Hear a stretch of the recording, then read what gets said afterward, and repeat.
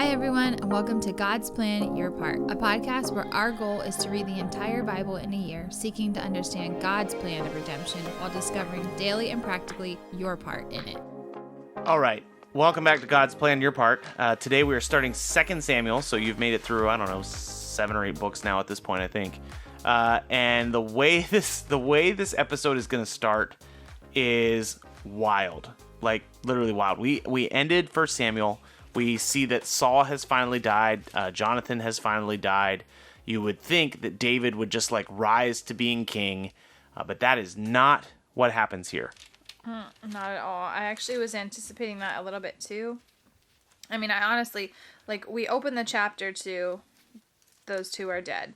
David hears about it. He's obviously super perplexed and doesn't know what to do except for tear his clothes and cry, which makes sense because they were really good friends. But after that, it's just it just feels like the whole eye for an eye, just back and forth and back and forth and back and forth between the people of Saul who want to continue ruling and the people who are following after David, who is actually the king at this point.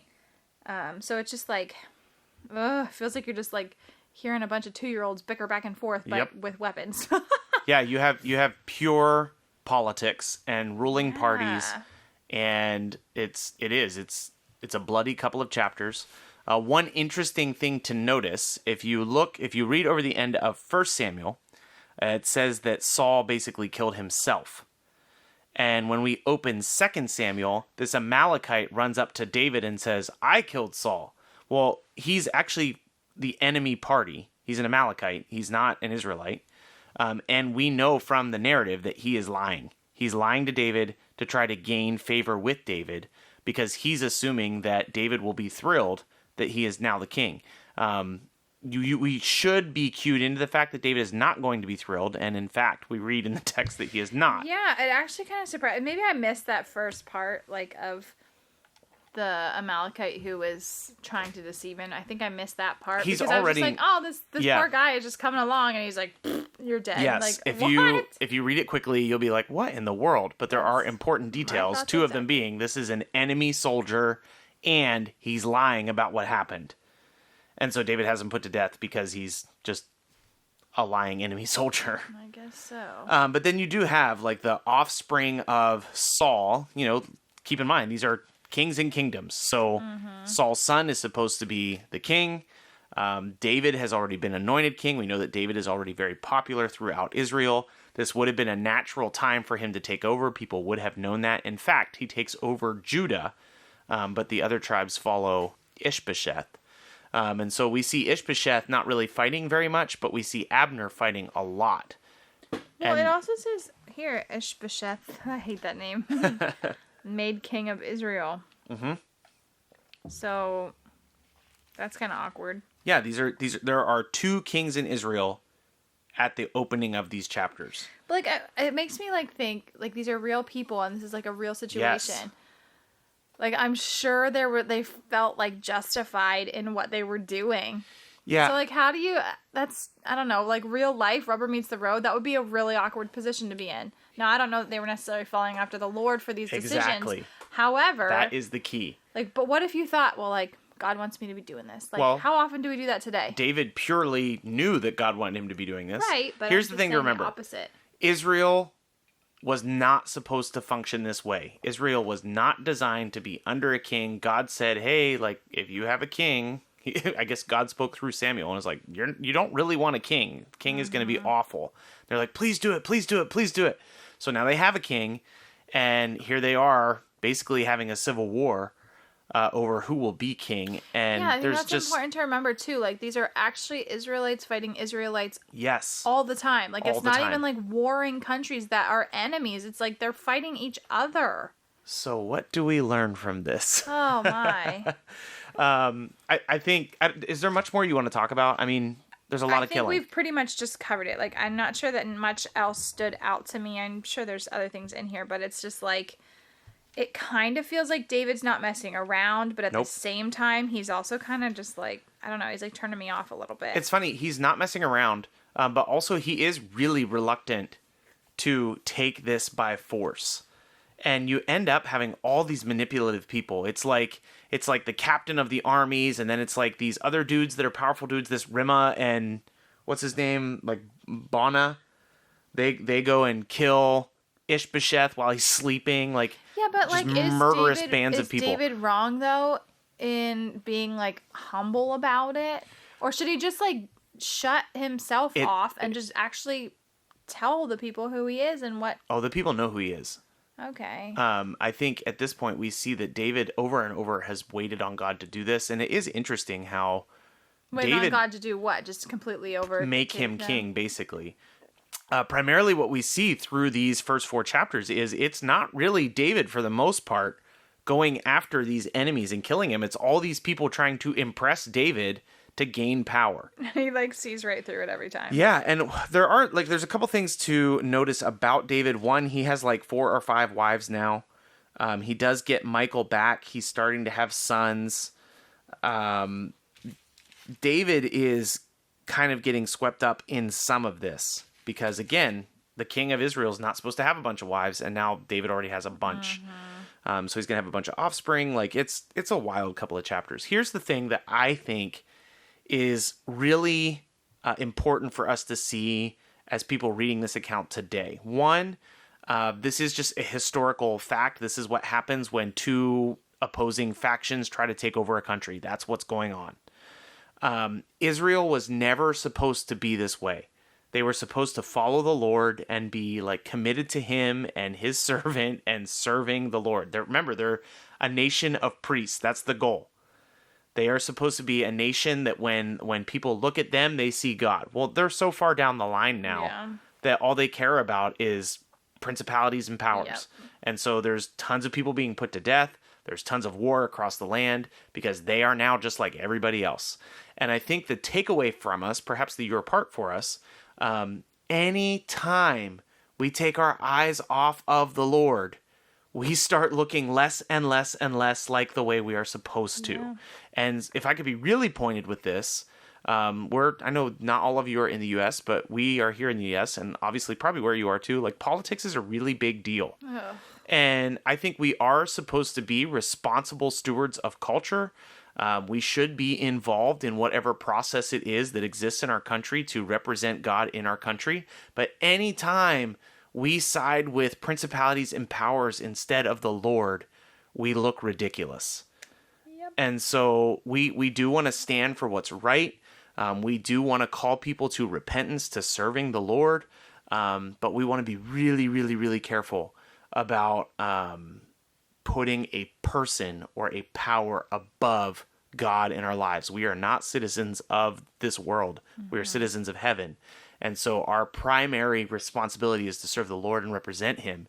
And so I think it's a cautionary thing, but it's also an incredible responsibility for us to bring God into whatever culture we're in well and serve him well. And most likely when you're doing that, you're going to find yourself not lining up with either side all the time. Yeah. And we should look different. We've talked in the past about being distinct and culturally different. There are things that we're going to stand up for on one side of the spectrum and then stand up for on the other side of the spectrum because it is God that we're concerned about, not all these fleeting kingdoms. So I think that is an obvious caution in 2 Samuel 1-4. So something to take away. We're gonna continue this story. However, tomorrow we're gonna be jumping back into Psalms. So we'll see you then. Thanks so much for listening to our take today. Before we get into the reading, if we could just ask you one thing. If you've been enjoying the podcast, if you could subscribe to us and then leave a rating and review. We'd love to hear from you, and every rating we get helps us reach more people. Ultimately, we're just trying to reach people with the truth of God's word, and your review will help us do that. So thanks so much for being invested in the podcast. Here's the reading for today. 2 Samuel chapter 1. After the death of Saul, when David had returned from striking down the Amalekites, David remained 2 days in Ziklag. And on the 3rd day, behold, a man came from Saul's camp, with his clothes torn and dirt on his head. And when he came to David, he fell to the ground and paid homage. David said to him, "Where did you come from?" And he said to him, I have escaped from the camp of Israel. And David said to him, How did it go? Tell me. And he answered, The people fled from battle, and also many of the people have fallen and are dead, and Saul and his son Jonathan are also dead. Then David said to the young man who told him, How do you know that Saul and his son are dead?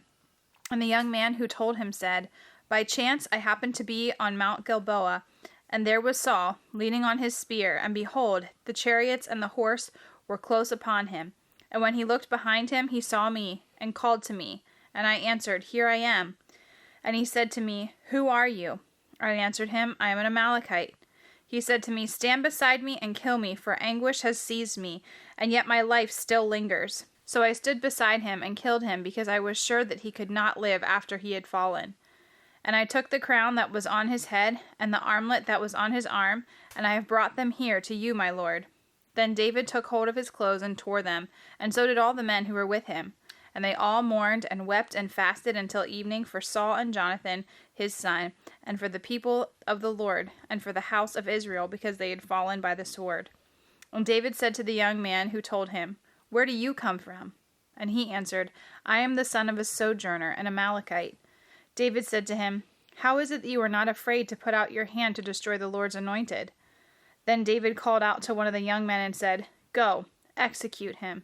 And he struck him down, and so that he died.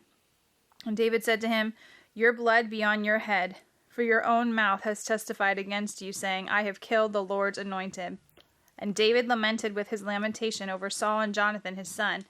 And he said, It should be taught to the people of Judah. Behold, it is written in the book of Jashar. He said, Your glory, O Israel, is slain on your high places. How the mighty have fallen. Tell it not at Gath. Publish it not in the streets of Ashkelon. Lest the daughters of the Philistines rejoice, lest the daughters of the uncircumcised exult. You mountains of Gilboa, let there be no dew or rain upon you, nor fields of offerings. For there the shield of the mighty has defiled, the shield of Saul, not anointed with oil. From the blood of the slain, from the fat of the mighty, the bow of Jonathan turned not back, and the sword of Saul returned not empty. Saul and Jonathan, beloved and lovely, in life and in death, they were not divided. They were swifter than eagles. They were stronger than lions. You daughters of Israel, weep over Saul, who clothed you luxuriously in scarlet, who put ornaments of gold on your apparel. How the mighty have fallen in the midst of the battle. Jonathan lies slain on your high places. I am distressed for you, my brother Jonathan. Very pleasant have you been to me. Your love to me was extraordinary, surpassing the love of women. How the mighty have fallen, and the weapons of war perished. After this, David inquired of the Lord, Shall I go up into any of the cities of Judah? And the Lord said to him, Go up. David said, To which shall I go? And he said, To Hebron.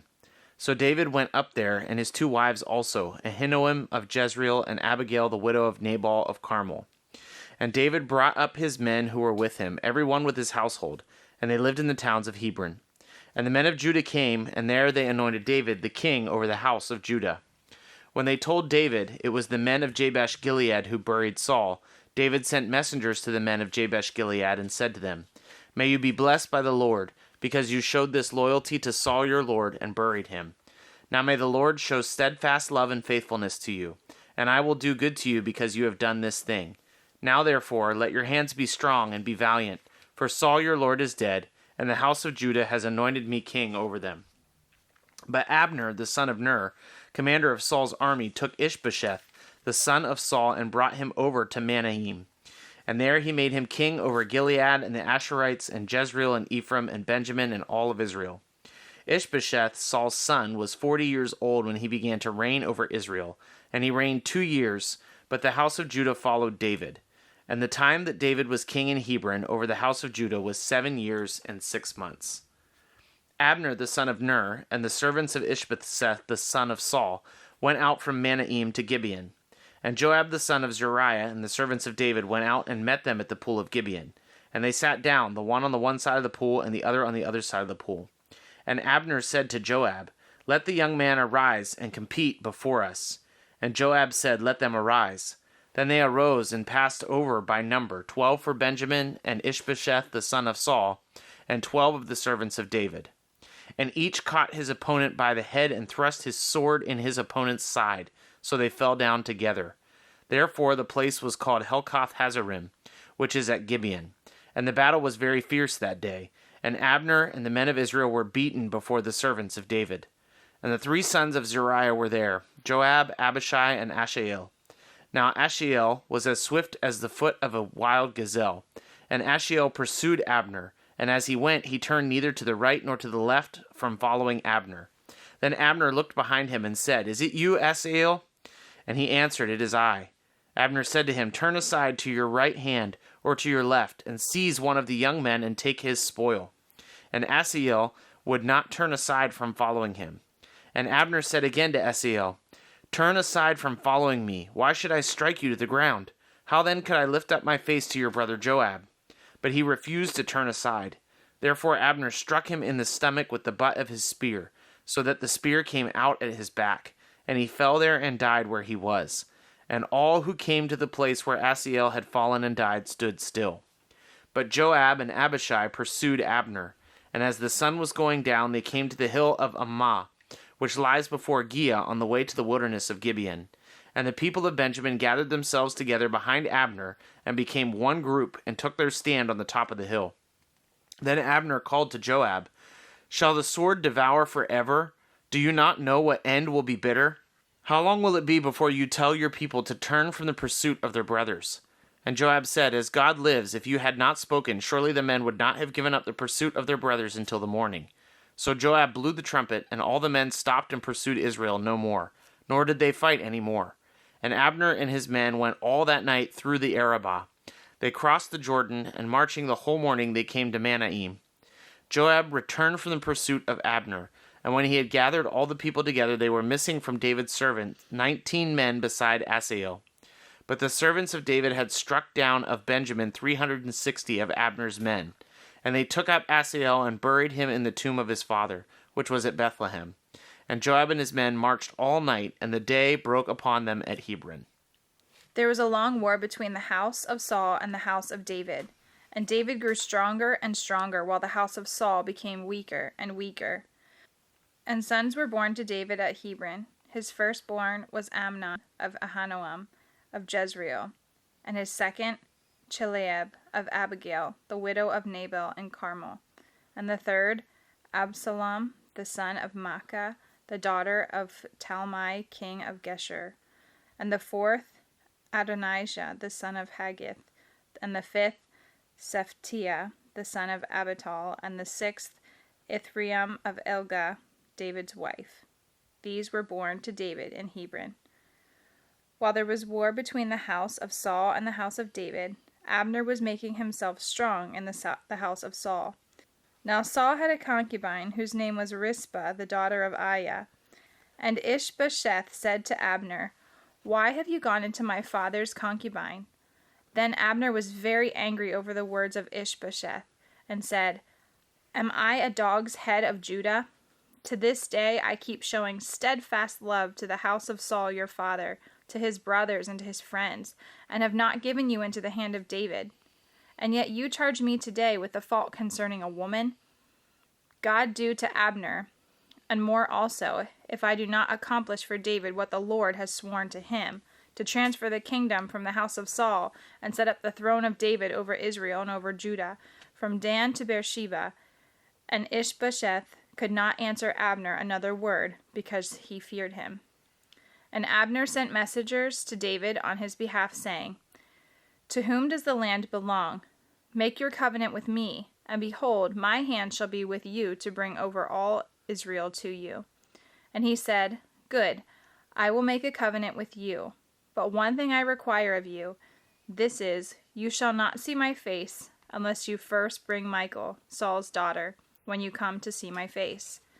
Then David sent messengers to Ish-bosheth, Saul's son, saying, "Give me my wife Michal, for whom I have paid the bridal price of 100 foreskins from the Philistines."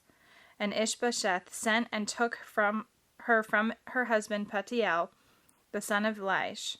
But her husband went with her, weeping after her all the way to Bahurim. Then Abner said to him, "Go, return." And he returned.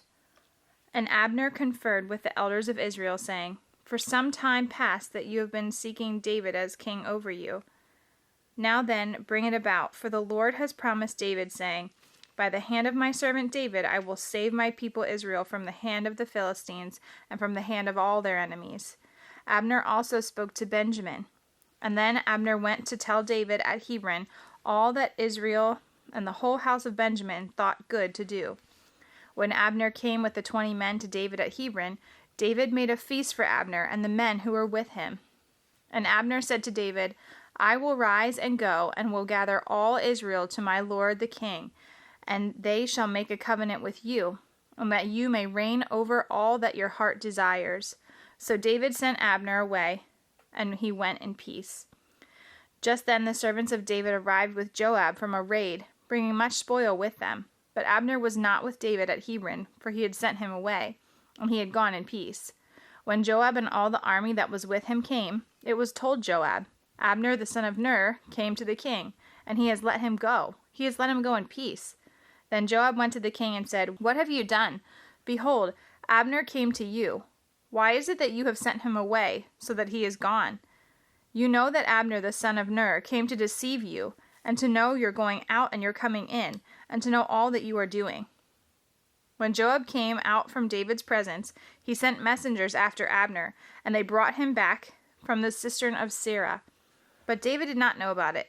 And when Abner returned to Hebron, Joab took him aside into the midst of the gate to speak with him privately. And there he struck him in the stomach, so that he died, for the blood of Asahel his brother. Afterward, when David heard of it, he said, I and my kingdom are forever guiltless before the Lord, for the blood of Abner the son of Ner. May it fall upon the head of Joab, and upon all his father's house, and may the house of Joab never be without one who has had discharge, or has leprous, or who holds a spindle, or who falls by the sword, or who lacks bread. So Joab and Abishai his brother killed Abner, because he had put their brother Asahel to death in the battle of Gibeon. Then David said to Joab and all the people who were with him, Tear your clothes and put on sackcloth and mourn before Abner. And King David followed the bier. They buried Abner at Hebron. And the king lifted up his voice and wept at the grave of Abner, and all the people wept. And the king lamented for Abner, saying, Should Abner die as a fool dies? Your hands were not bound, your feet were not fettered, as one who falls before the wicked you have fallen. And all the people wept again over him. Then all the people came to persuade David to eat bread while it was yet day. But David swore, saying, God, do so to me, and more also, if I taste bread or anything else till the sun goes down. And all the people took notice of it, and it pleased them, as everything that the king did pleased all the people. So all the people and all Israel understood that day that it had not been the king's will to put death to Abner the son of Ner. And the king said to his servants, Do you not know that a prince and a great man has fallen this day in Israel? And I was gentle today, though anointed king. These men, the sons of Zeruiah, are more severe than I. The Lord repay the evildoer according to his wickedness. When Ish-bosheth, Saul's son, heard that Abner had died at Hebron, his courage failed, and all Israel was dismayed. Now Saul's son had 2 men who were captains of raiding bands. The name of one was Baanah, and the name of the other Rechab, sons of Rimmon, a man of Benjamin from Beeroth. For Beeroth also is counted as part of Benjamin. The Beerothites fled to Gitthiam, and there they have been sojourners there to this day. Jonathan, the son of Saul, had a son crippled with his feet. He was 5 years old when the news about Saul and Jonathan came from Jezreel, and his nurse took him up and fled. And as she fled in her haste, he fell and became lame. And his name was Mephibosheth. Now the sons of Rimmon the Beerothrite, Rechab and Baanah, set out, and about the heat of the day they came to the house of Ish-bosheth, as he was taking his noonday rest. And they came into the midst of the house to get wheat, and they stabbed him in the stomach. Then Rechab and Baanah, his brother, escaped. When they came into the house, as he lay on the bed in his bedroom, they struck him and put him to death and beheaded him.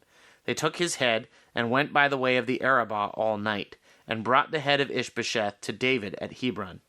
And they said to the king, Here is the head of Ish-bosheth, the son of Saul, your enemy, who sought your life. The Lord has avenged my lord, the king, this day on Saul and on his offspring. But David answered Rechab and Baanah, his brother, the sons of Rimmon, the Beerothite, As the Lord lives, who has redeemed my life out of every adversity, when one told me, Behold, Saul is dead, and thought he was bringing good news, I seized him and killed him at Ziklag, which was the reward I gave him for his news. How much more, when wicked men have killed a righteous man in his own house on his bed, shall I not now require his blood at your hand, and destroy you from all the earth?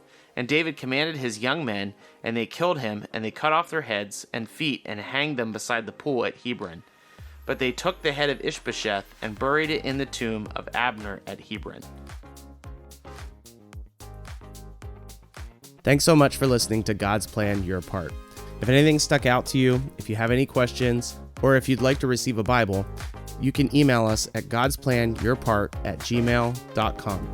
Also, if you're enjoying the podcast, please consider supporting us through the link in our description. We love that you're on this journey with us, and we hope you have a great day. See you tomorrow.